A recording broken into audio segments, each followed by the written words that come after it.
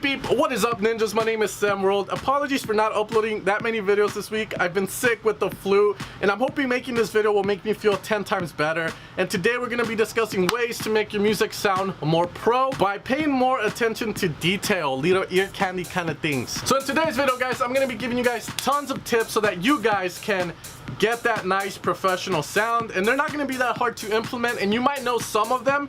We're maybe just too lazy to kind of do it ourselves. Now I was once mentoring with a big producer a couple of years ago guys, and one of the things that he told me that really changed the way I looked at things was, what do you think is the difference between an advanced producer and an intermediate producer? And after giving kind of answers that everyone would give, like mixing, mastering, melodies and all that, the answer he was looking for was attention to detail. Little things that are easy to do, but an advanced producer would know how to use those little things to actually make something sound better. Another thing he told me that really resonated with me was that as beginners, we have the most creativity ever. And once we move into intermediate, we have less creativity. And when we go into advanced, we're kind of like at the middle point. Now the reason for that is because you guys know as beginners, we try to make a song where like the first drop is gonna be rock, the second drop is gonna be disco, and the third drop is gonna be dance. And while that might sound good, obviously as a beginner, you know when you're an advanced producer that you can't really do that. Yeah, you can kind of mix the three if you want, but now you know how to do it in a way that actually makes sense. So I hope you guys are ready for these tips, and if you guys have any tips that I don't say in this video, make sure to comment them down below guys. And as always, I hope you guys enjoyed this video. The first tip and trick I have for you guys to give your song a little bit more spice is gonna be to add movement to your sound at certain points in the melody that are either sustained or are important parts of the melody. Now, to add sustain is something you guys can go back and listen to the song by Nicky Romero and Avicii, I Could Be the One, which has that LFO effect on the phase and on the pitch. It adds such a nice movement, so whenever you want to add a bit of attention, a bit of spice to a note, like you go da da da da, and you think that note's being held down too much and it sounds a bit boring and you want to add a bit of spice to it, give this trick a chance, and this is how you would do it. Alright guys, so in this example we have a melody which sounds like this. Now as you can see, in the melody we have this long sustained note that it's just there, it's not really doing anything, and the synth remains still. So we're gonna add a bit of movement to emphasize the note and give it a bit more ear candy, a bit more variety to it. So the first thing we're gonna do is here we're gonna route to LFO1. We can choose to route the phase or the pitch. I suggest you go with whichever you want.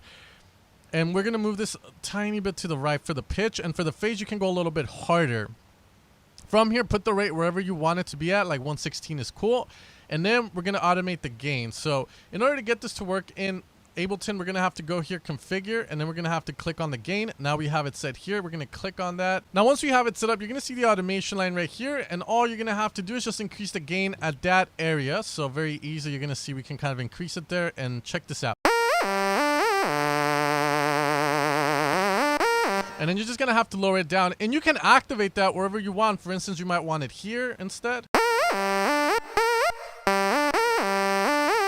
And maybe here.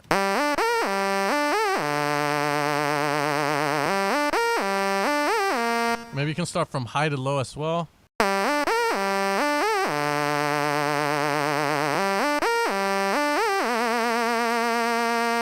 And you can see it makes it a lot more interesting than just having something that literally just sounds very kind of stagnant, let's just say. You kind of see it spices things up. So give this one a shot. You can do this a lot, like just literally have silent tone routed to various things, like the volume or panning can actually work. So let's try volume and panning maybe and see how that sounds like.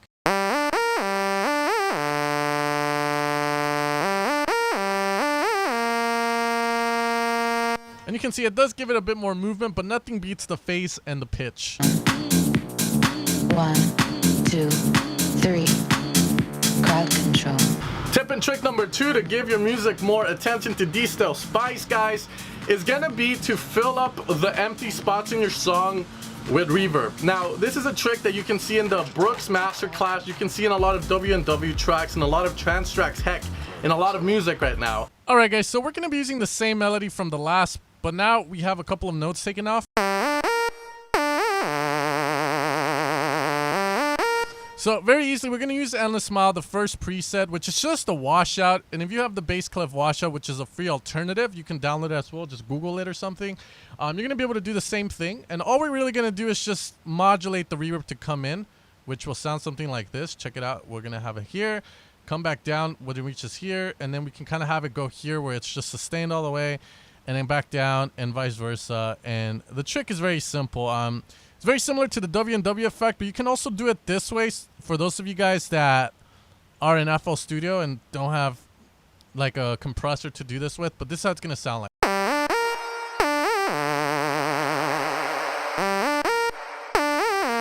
Maybe a little bit more back on this.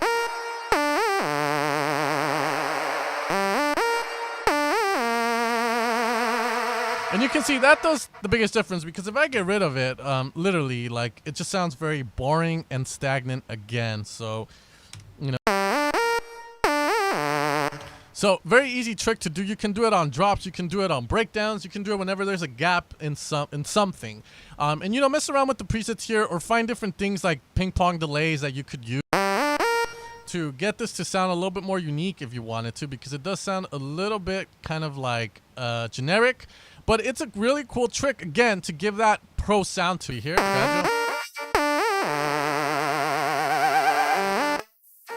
And, you know, have it gradual. This one's a little bit more extreme, as you can see. But, again, just some ideas to have, like, to help fill up those gaps. Go to California. You told me that you want to see the world. Third way to sound pro, guys, to give your song nice spice is gonna be a cool effect that you hear a lot in future bass, but we can use this in any genre of music, because the technique is literally using reverb as a mixing tool to push stuff back in the mix. A lot of people see reverb as this effect that gives you that big ass sound like something's inside a church. And while yes, it does give that effect, you can also use it to push stuff back in the mix, like not so important stuff and whatnot. So I'm gonna be using one of Barry's songs as an example here, so hear this out real fast.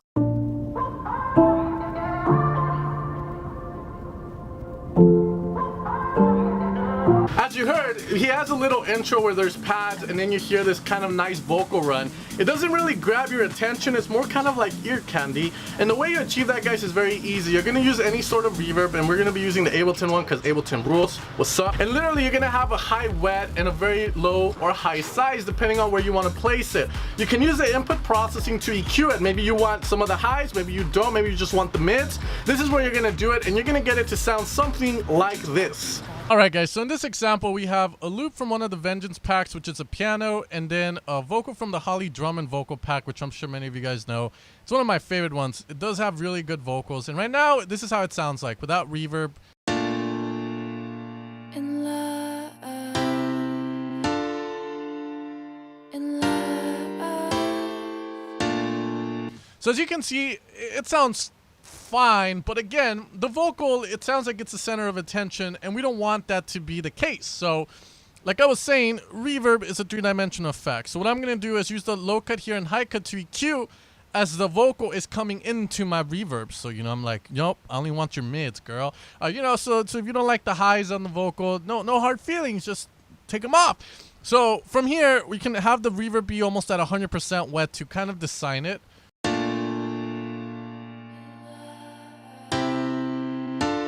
You kind of see, it gives us the vibe, but it's not what we want. So higher decay time will give it a little bit more tail. Lower size will bring it a little bit closer to the front of the mix. And let's put the quality in high, because I love my shit in high. So you can kind of see we're starting to get it there. And from here, you can start to mess with the shape, the stereo. If you want the vocal to be on the sides, high stereo. Or do you want it to be in mono? So this is where you decide that with this knob. I want it wide. Now from here, you can even add ping pong delay to take it up a step further before the reverb will make it so the ping pong delays the vocal first, and then you get the reverb. And then if you put the ping pong in front of the reverb, you're gonna delay the reverb as well. Check it out.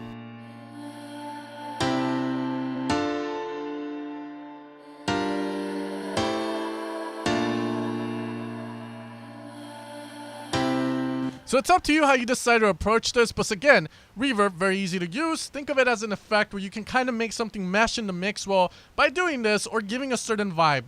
You can use this as other things too, like if you have a drop with a lot of sounds and you want to add like something atmospheric, something that will add ear candy, more depth to the song, but not take away much from the main melodic idea, then give this a try. Ugh, okay, let's move on.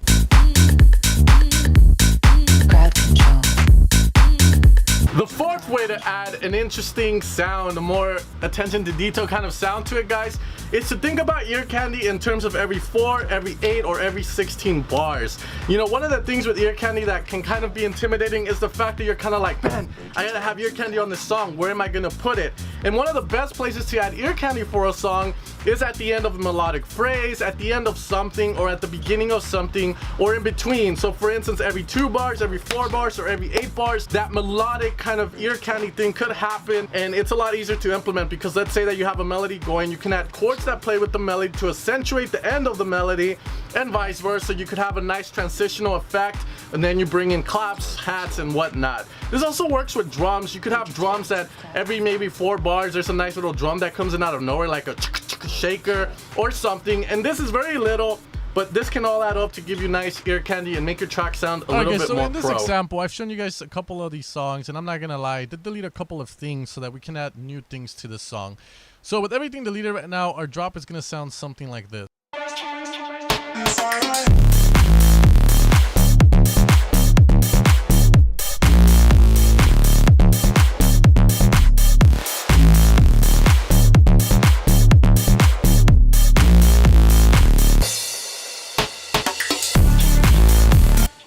So as you can see, the drop is decent, but there's no ear candy at all. So how can we add the ear candy? Well, again, following the rule of 4, the rule of 8, ear candy can go in between. Like usually it sounds better in these areas here at the end of melodic phrases. Now I know these aren't melodic phrases, but these are kind of, I don't know what to call them, like story, beginning a story, in between, and then the end of a story. So at the end of the story, at the end of a loop, it's always good to place them. So the first thing I could add for ear candy here is obviously the vocal that you heard before the drop, which goes like. Notice how this ends at inside my, so I could easily use this to kind of end a phrase easily, like either here or here. It depends on where you want to put it. So if I put it here, you're going to notice that.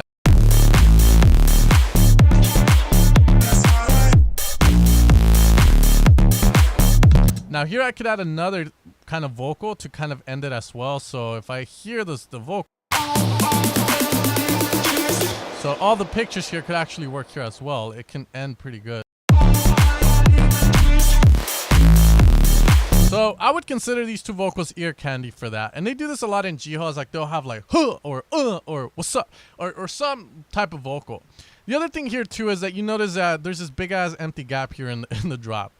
And that it's just asking for something to be there. Like you could add something extra there. So if I kind of just go in here and open up silent 1, I could easily make a sound there to go. Like one of the more simple ones that everyone knows is to do a wump. So making a wump is actually pretty easy. We can just, and we're not going to worry much about sound design, more about the execution of it. So, you know, because I want to chop someone's head off, but not like, you know, just the idea of it.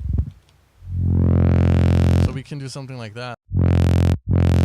And we can have that there. So I think this is the root key here. So we can have that there. Let's get rid of that. Whoops. What the hell did I just do?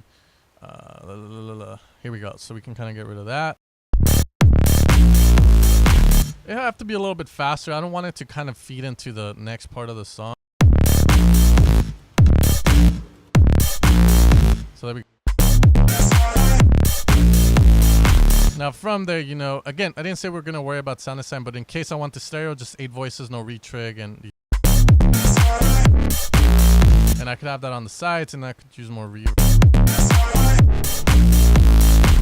And then I could add that there, or I could do more crazy stuff, like maybe it'll be a bass that kind of pitches down, then I could add that with a pitch A and B here, and lower that down.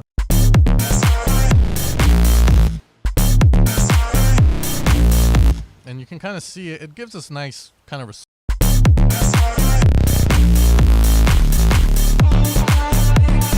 And then here, you know, it kind of leaves it open again for more kind of variation, because again, those are empty spots, and it's usually the 4 and 8 bar rule that you add the ear candy in between certain things. For instance, here we can add some wubs, and again, not worrying much about the sound design. We can just have like these wubs here. Add 1/2 trigon, and we can kind of, and then let's see, we'll go with this guy again here.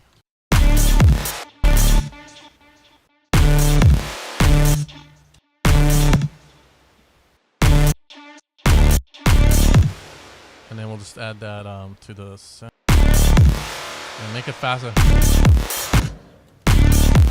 And then from there, you know, just pick wavetables and play around.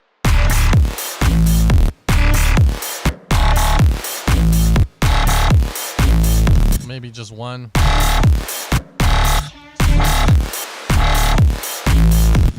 Maybe not so much.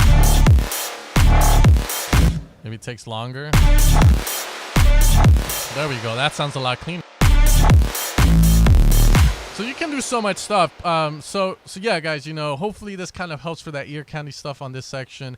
Vocals and adding kind of things to your song. Another thing too I forgot to mention was to always leave gaps open. If you have a song, don't try and fill up the whole space time with melodies, so that you have space to kind of get a little bit complex and add a bit of ear candy to your song.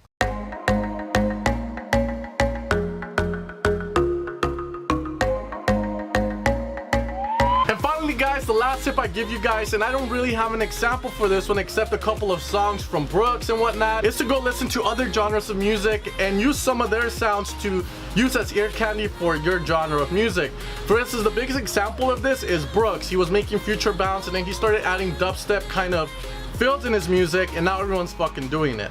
So do stuff like that to kind of get ear candy. Listen to other genres of music that aren't yours, so that you don't feel like you're copying everybody else, and at the same time you have fresh ideas. You might hear a future bass sound that sounds really organic, but you feel like it could work for your song as a fill. Then check that out, try and mimic it, try and use it in your music. Alright guys, and that's gonna be the end of the video. I'm surprised I haven't really quit making this video out of exhaustion, because I really feel kind of tired. But I hope that you guys learned a couple of things from this video to use in your music and reach your goals for 2018. If you guys want to follow and get more tips, you guys can follow me over at Instagram.com, where I'm gonna be doing kind of tips of the week for you guys, as well as doing some funny, interesting posts related to music production. If you want to follow me for that, it would be an honor to have you guys. As always, follow me guys, and thank you guys for your support as always. If you guys have suggestions for videos, you know where to leave them, and if you guys have any more cool tips for adding ear candy that someone else has taught you that you can't find online, make sure to leave them down in the comments. Help the Ninja fam out, and I'll see you guys next time, ninjas. You guys take care and peace out.